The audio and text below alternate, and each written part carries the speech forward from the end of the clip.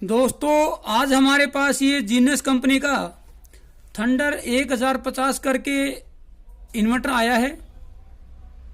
Sine wave ये inverter है और काफ़ी इंटरेस्टिंग और बहुत ही रोचक इसके अंदर प्रॉब्लम है, जिसको आज हम एनालाइज करेंगे, डायग्नोस करेंगे, उसके बाद उसको सोल्व करेंगे, रिजोल्व करेंगे। दोस्तों कस्टमर की कंप्लेंट है कि इसका जो फैन है ये आपका चलता रहता है, कंटिन्यूस आपका फैन इसका ऑन रहता है, और कुछ समय के बाद ये जो इन्वर्टर है इसकी जितनी भी ये एलईडी लाइट हैं, तीन जो भी हैं, साथ में इसका स्विच, ये तीनों एलईडी और स्विच ये ब्लिंक करने लगता है और आउटपुट को ये इन्वर्टर आपका बंद कर देता है। बजर साउंड करने लगता है, तीनों एलईडी और स्विच ब्लिंक करते हैं, आउटपुट को बंद कर देता है और फैन आपका हर वक्त इसका चलता रहता है। ऐसी कस्टमर की कंप्लेंट है। कंप्लेंट ये नहीं है कि ये चार्जिंग नहीं करता है, कंप्लेंट ये भी नहीं है कि आउटपुट नहीं निकालता है, लेकिन ये कुछ समय के बाद बंद हो जाता है, फैन हमेशा चलता रहता है। इसको चेक करते हैं। क्योंकि सिंगल बैटरी का ये इन्वर्टर है तो सिंगल बैटरी की जो एमसीबी है दोस्तों, इसको मैं कर देता हूं ऑन।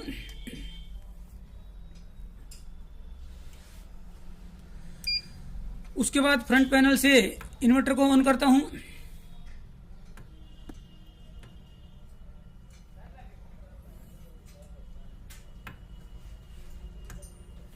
इन्वर्टर आपका ऑन हो गया है, आउटपुट यहां पे आ गई है। बल्ब लोड को भी ऑन करते हैं। यहां पे ये बल्ब लोड भी ऑन हो गया है, यानी कि बैकअप मोड पे ये ठीक है। अब मेंस मोड पे इसको ऑन करते हैं। उसके बाद इसकी चार्जिंग चेक करेंगे। उसके बाद हम समझने की कोशिश करेंगे इसमें प्रॉब्लम क्या है। मेंस मोड पे ये आ गया है, अभी यहां पे इसकी चार्जिंग आ जाएगी। ये दोस्तों यहां पे इसकी चार्जिंग भी आ गई है, इसका चार्जिंग एम्पेयर भी यहां पे आ गया है। ये देखिए यहां पे क्योंकि थोड़ा समय लेता है ये, तो ये चार्जिंग एम्पेयर भी यहां पे आ गया है, क्योंकि यहां तक मैं इसको चेक कर चुका था। अब दोस्तों इसकी चार्जिंग भी ठीक है, बैकअप मोड पे भी ठीक है, आउटपुट दोनों मोड पे भी ठीक है। अब यहाँ पे मैं दिखाता हूँ नीचे इसका पीसीबी के ऊपर नॉर्मल वर्किंग जो हम टेस्टिंग करते हैं उसमें ये पास है। Low cut, high cut, charging, discharging, सभी इसकी जो टेस्टिंग की स्टेप्स होते हैं, स्पेसिफिकेशन होती है, उनमें सब में ये पास है। और अभी दोस्तों इसका फैन भी यहाँ पे नहीं चल रहा है, फैन भी अब यहाँ पे इसका नहीं चल रहा है। तो इसमें समस्या क्या है, कस्टमर के वहाँ पे लगातार इसका फैन क्यों चलता है और सारी एलईडियाँ ब्लिंक क्यों होती हैं। पहले मैं वो आपको कंडीशन को यहाँ पे क्रिएट करके दिखाता हूँ। फिलहाल इसकी एलईडियाँ प्रॉपर हैं, चार्जिंग अभी ये दिखा रहा है। अब ये देखिए स्विच भी इसका ठीक है, यानी कि अभी इस कंडीशन में ये बिल्कुल ठीक है दोस्तों। लेकिन अब क्या है, जो कंडीशन होती थी मैं उसको क्रिएट करता हूँ, उसके बाद इसको समझेंगे और बहुत ही रोचक तरीके से इसको समझेंगे, बहुत ही सिंपल तरीके से। दोस्तों अभी ये इन्वर्टर बैकअप मोड पे है, आउटपुट है। अब हम क्या करेंगे कि इस इन्वर्टर की जो टेम्परेचर के लिए थर्मिस्टर लगा होता है, उस थर्मिस्टर को हमने हीटसिंक से अलग निकाल दिया और आयरन की मदद से उसको यहाँ पे हीट करते हैं, जिससे हमें कंफर्म हो जाएगा कि फैन हमारा ओके है या नहीं। हालांकि कस्टमर ने बता भी दिया था फैन लगातार चलता है, लेकिन यहाँ पे फैन लगातार नहीं चल रहा है, यहाँ पे अभी फैन यहाँ पे काम नहीं कर रहा है। टेम्परेचर इसको गर्म करके हम यहाँ पे चेक कर सकते हैं इसको। पहले तो अब देखिए ये मैंने जैसे ही गर्म किया, ये आपका फैन यहाँ पे चल गया है, आउटपुट अभी भी यहाँ पे आई हुई है। ठीक है दोस्तों, अब क्या करेंगे, इसको और ज़्यादा गर्म करके देखते हैं कि ओवर टेम्परेचर के कंडीशन में इसका क्या सिम्टम है, कैसे ये इंडिकेट करता है, और उसके बाद इसकी प्रॉब्लम को यहाँ पे रेक्टिफाई करेंगे, सोल्व करेंगे, रिजोल्व करेंगे। बहुत ही इंटरेस्टिंग है, बीच बीच में इसको दूर भी करें, नहीं तो ये आपका जो थर्मिस्टर है ये परमानेंट डैमेज भी हो सकता है, यहाँ से मेल्ट हो सकता है। हालांकि काफ़ी टेम्परेचर ये सस्टेन भी कर सकता है, फिर भी आप कोशिश करें कि धीरे धीरे इसको करें। इस तरह का अगर आपको चेक करना हो, ये देखो दोस्तों आउटपुट इसने बंद कर दी है और सामने जो इंडिकेशन है वो देखिए, तीनों बत्तियां और ये आपका स्विच ये ब्लिंक करने लग गया है और आपकी आउटपुट वोल्टेज को इसने कर दिया है बंद। आउटपुट वोल्टेज यहाँ पे बंद हो गई है। यही कस्टमर की कंप्लेंट थी।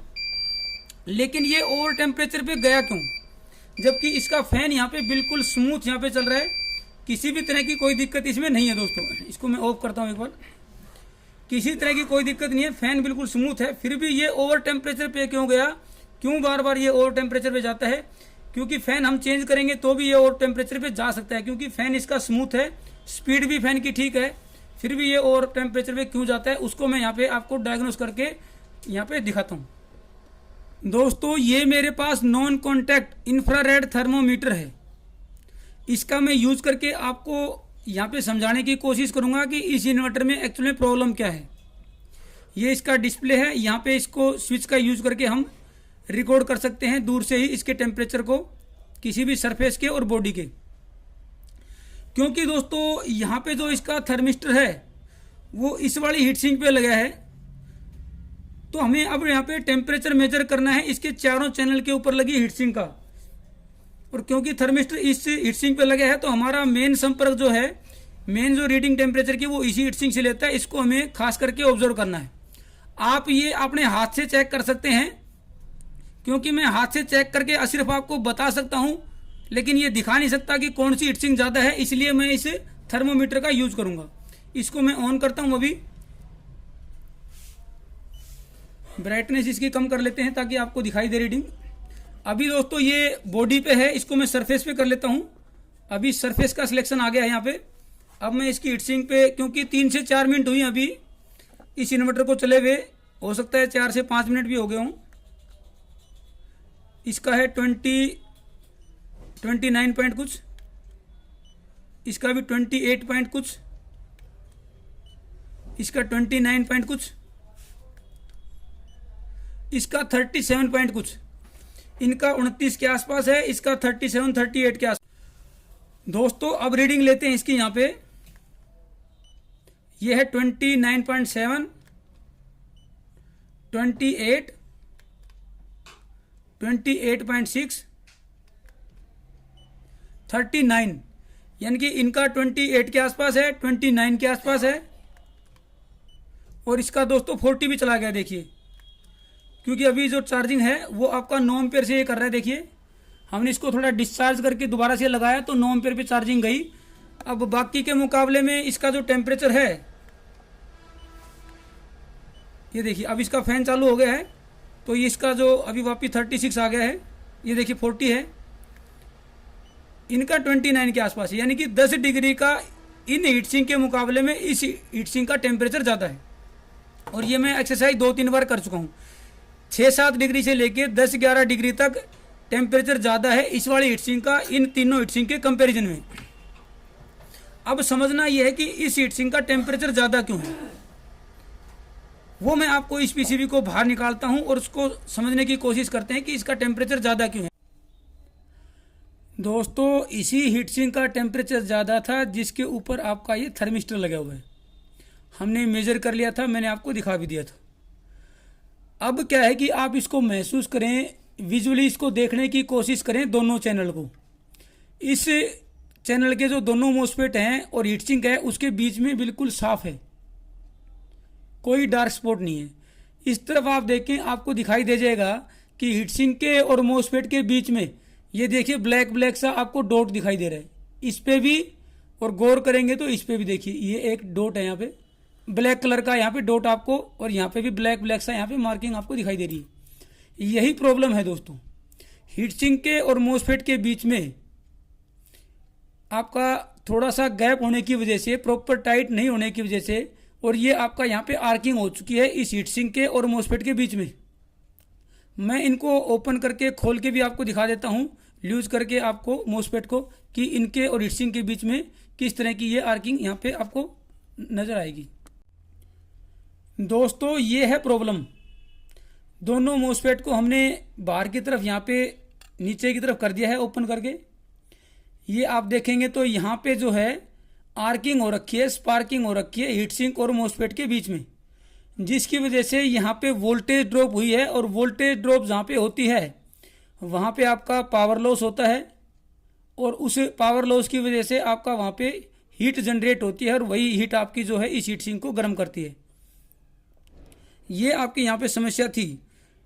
थोड़े थोड़े लूज होने की वजह से ये यहाँ पे आर्किंग स्पार्किंग हो गई मोसफेट के और हीट सिंक के बीच में। और ये आपका जो स्क्रू है और हीट सिंक के और स्क्रू के गर्म होने की वजह से स्क्रू भी इसके अंदर जाके उसके अंदर भी जो थ्रेडिंग थी वो डिफॉर्म हो गई हैं, फैल गई हैं अलग तरीके से, जिसकी वजह से हम उसको ओपन भी नहीं कर पाए और ये आपके स्क्रू इसके अंदर ही आपके टूट गए। दोस्तों समस्या हमें और भी मिली है, यहाँ पे मोसफेट के पास भी आर्किंग है जिसकी वजह से वोल्टेज ड्रॉप होती है, हीट आपकी प्रोड्यूस होती है। साथ में हीट सिंक के जो नीचे का हिस्सा है जहाँ पे स्क्रू से हम इसको पीसीबी पे टाइट करते हैं वहाँ पे भी देखिए आपको आर्किंग और स्पार्किंग आपको नजर आएगी, जिसकी वजह से इस हीट सिंक के ऊपर टेम्परेचर राइज ज़्यादा था, टेम्परेचर इसके ऊपर ज़्यादा था और उसी वजह से ये इन्वर्टर का फैन लगातार चलता था और साथ में बार बार ये कुछ समय के बाद ट्रिप भी होता था ओवर टेम्परेचर के इंडिकेशन के साथ।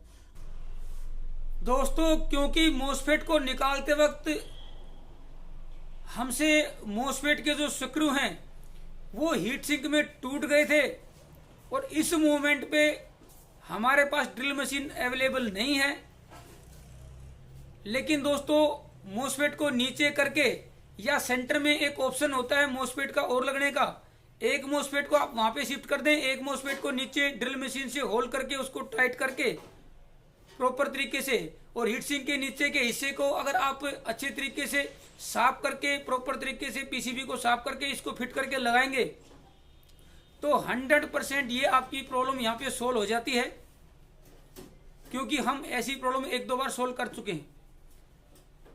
अगर दोस्तों आपको हमारे वीडियोस पसंद आते हैं तो उनको लाइक और शेयर जरूर करें अपने फ्रेंड सर्कल में। अगर आप नए हैं तो चैनल को सब्सक्राइब कर लें, बेल आइकन दबा दें ताकि नए वीडियोस की नोटिफिकेशन आप लोगों को मिलती रहे। इसी तरह के वीडियोस को देखने के लिए आप हमारे चैनल की प्लेलिस्ट पे जाके वो सभी वीडियोस को देख सकते हैं। थैंक यू दोस्तों।